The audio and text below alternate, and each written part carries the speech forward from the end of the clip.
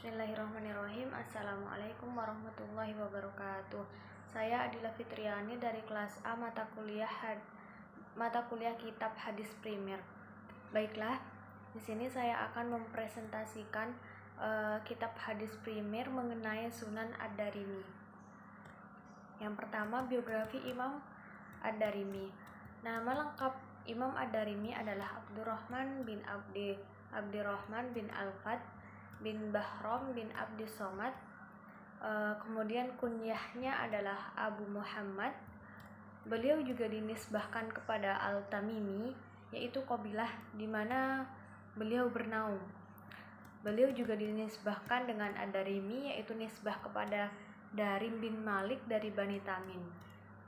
Nah, selain itu beliau juga dinisbahkan dengan Al-Samarqand, yaitu di mana beliau dilahirkan.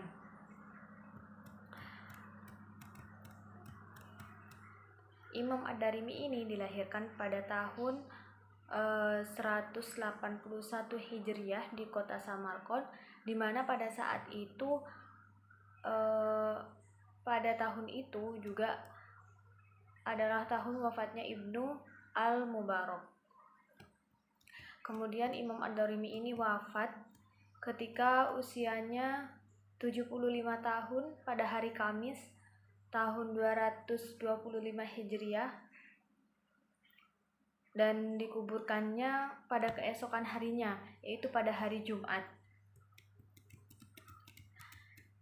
Nah, Imam Ad-Darimi ini sejak kecil memang telah dikaruniai kecerdasan otak, sehingga beliau itu mudah untuk memahami dan menghafalkan apa yang beliau dengar. Kemudian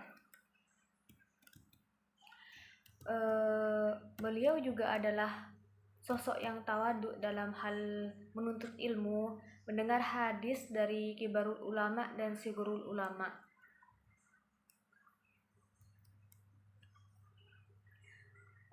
Sampai-sampai beliau ini mendengar dari sekelompok ahli hadis dari kalangan teman sebayanya.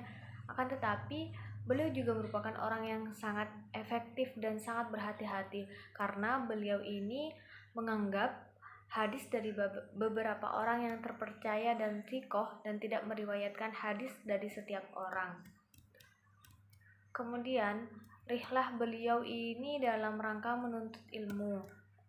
Beliau pernah mengunjungi beberapa negeri, yaitu Khurasan, Irak, Baghdad, Kufah, Wasit, Basrah, Syam, Damaskus, Himas, dan Sur Jazirah, kemudian Hijaz, Makkah, dan Madinah. Imam Ad-Darimi ini selain merupakan ahli hadis, beliau juga merupakan ahli fikih dan ahli tafsir.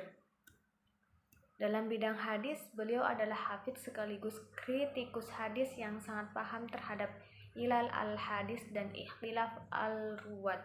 Dalam bidang fikih, ia juga menguasai fikih berbagai aliran al-ruwat. Dalam bidang fikih, ia menguasai fikih berbagai aliran mazhab fikih, dan juga mampu memilih dan memilah ajaran fikih.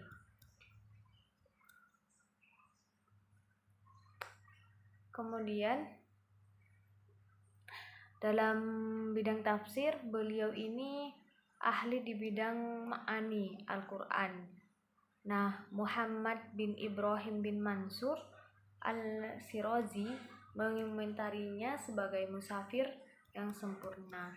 Adapun guru dan murid Imam Ad-Darimi adalah guru-gurunya antara lain ada Yazid bin Harun, Ya'la bin Ubaid, Ja'far bin Aun, Bashar bin Umar Al-Zahrani, Abu Ali Ubaidillah bin Abdul Majid Al-Hanafi, Abu Bakar Abdul Al-Kabir, dan lain sebagainya. Kemudian murid-murid beliau antara lain ada Muslim, Abu Dawud, kemudian At-Tirmizi, Abdu bin Humaid, Raja bin Marja, Hasan bin Al-Sabbah, Al-Bazzar, dan lain sebagainya.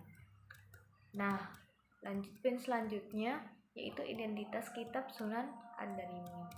Kitab Sunan Ad-Darimi ini merupakan kitab hadis yang populer. Pada awalnya, kitab ini berjudul Al-Hadis Al-Musnad Al-Marfu wa Al-Mauquf wa Al-Maqtu. Akan tetapi dalam penerbitan pada penerbitannya, judul kitab ini diubah menjadi Sunan Ad-Darimi.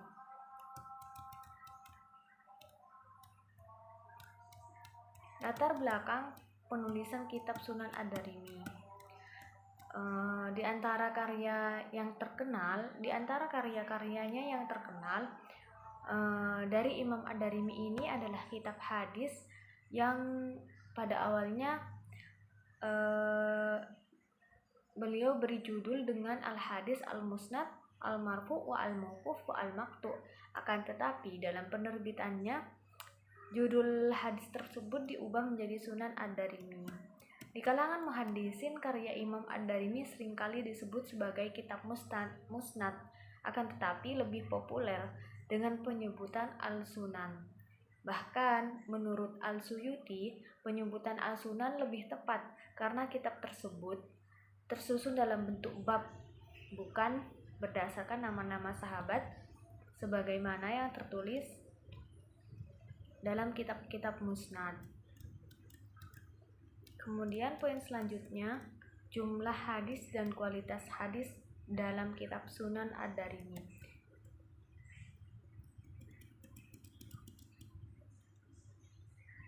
Jumlah hadis yang terdapat dalam kitab Sunan Ad-Darimi menurut tahqiqan dari Husain Salim Asad Aryad yaitu sebanyak 3.538,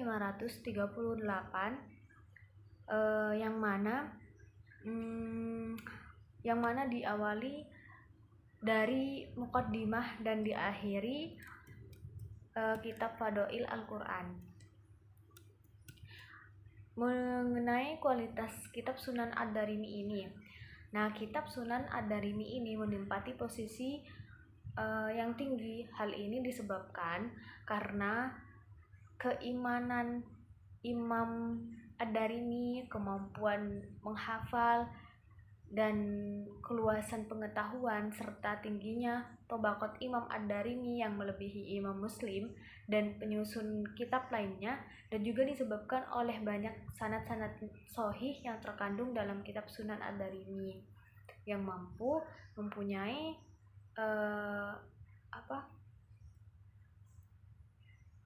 kualitas yang tinggi dan sedikitnya ziyadah dalam hadis-hadis yang marfu. Nah, ini adapun status dalam kitab Sunan Ad-Darimi. Yang pertama, hadis sahih yang disepakati oleh Imam Bukhari Muslim. Yang kedua, hadis sahih yang disepakati oleh salah satu antara keduanya. Kemudian hadis sahih atas syarat keduanya.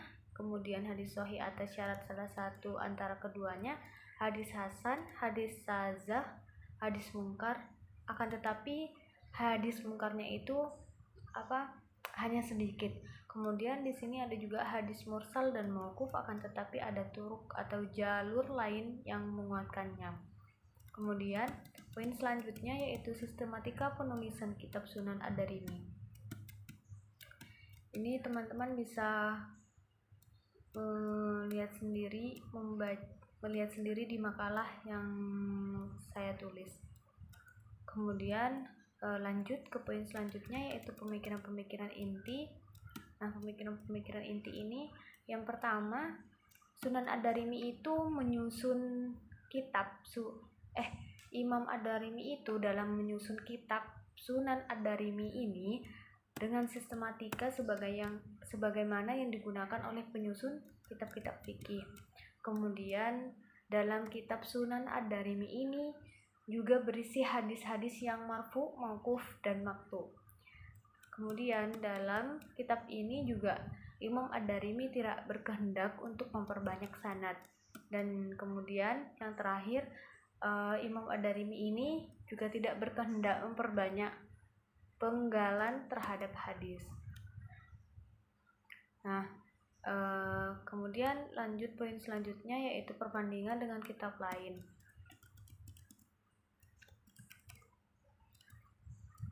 Sejumlah peneliti terhadap kitab Sunan Ad-Darimi ini menunjukkan satu kesimpulan bahwa belum ditemukan ulama secara spesifik melakukan kritik terhadap kitab ini. Nah, hal ini cukup beralasan karena memang di satu sisi literatur yang memperbincangkan tentang hadis dan para muhadisnya yang ditulis oleh para ulama sangat sedikit. Hal ini sangat berbeda dengan popularitas kitab hadis lainnya seperti kitab hadis karya Al-Bukhari, karya Muslim, ataupun Sunan Abu Daud yang memiliki sekian syarh dan sekian ikhtisar.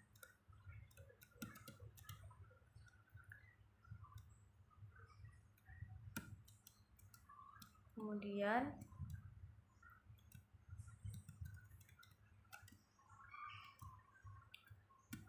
Abdullah bin Abdullah Al-Hafidh Al-Ilah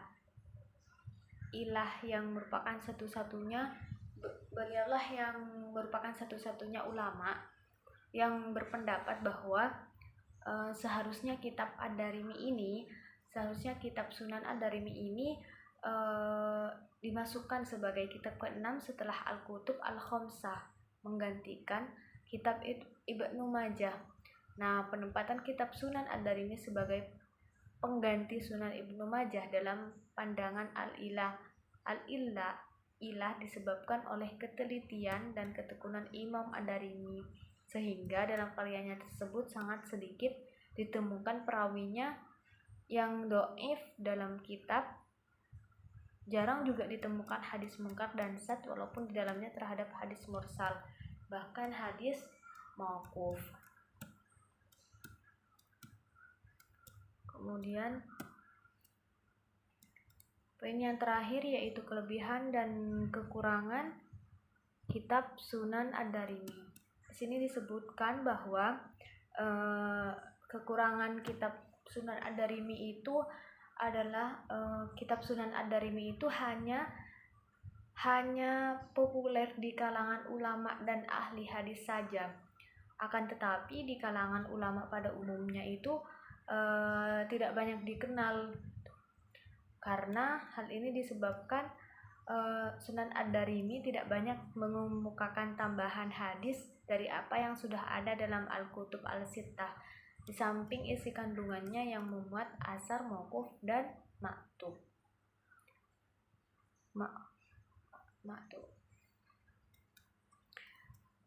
Sedangkan kelebihan kitab Sunan Ad-Darimi ini, kitab Sunan Ad-Darimi ini yang menempati posisi tinggi di kalangan ulama ahli hadis.